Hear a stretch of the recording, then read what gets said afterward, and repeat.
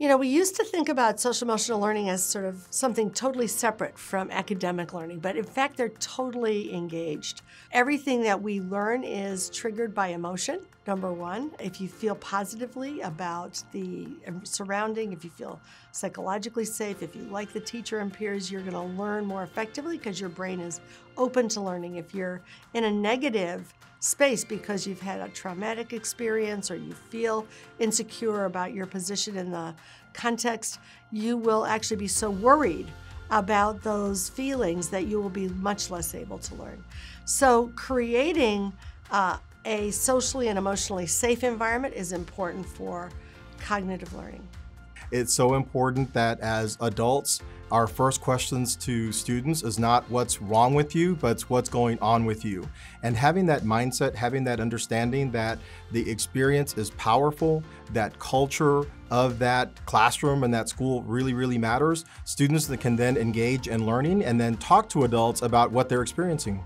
It is important to be able to regulate and focus your attention and be able to work through obstacles with resilience when you encounter them, to have a growth mindset about learning.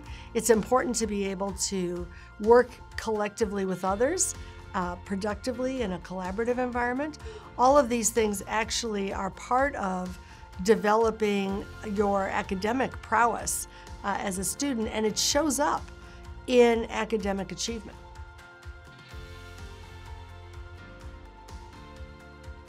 We have some classes, they've added new classes. We used to have the full year courses that are focused on the core things, math and science and English and things like that. But as you move through high school, you have to do different classes and so on. The Social Studies department added several classes where we're talking about social justice and teaching about equality in the world and how we can apply what we've learned to our lives and to make the world a more equitable place.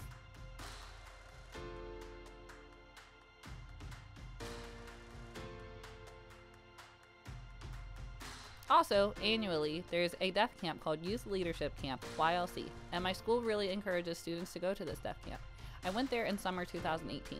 It's a month-long camp. I learned a lot about teamwork, leadership, and interacting with others as we are so different. We all have our own stories and backgrounds. All of the things that I learned there, I got to bring back to my school. I was able to give back to the community there. In addition to teaching social and emotional skills directly, teaching kids about how to manage their emotions, how to work well with others, etc., we need to integrate these skills into everything we do in the content areas. So in math class, kids can be enabled to learn how to collaborate effectively in producing and vetting their ideas. In English language arts class, they can revise their essays in response to feedback and thereby learn a growth mindset. In any other class, they can be learning how to focus themselves, regulate their attention with help from the teacher, develop executive function and organizing their thoughts and their homework and everything. If teachers pay attention to integrating those skills into the classwork, we end up with kids who have really a whole basket of abilities that carries them into life more effectively.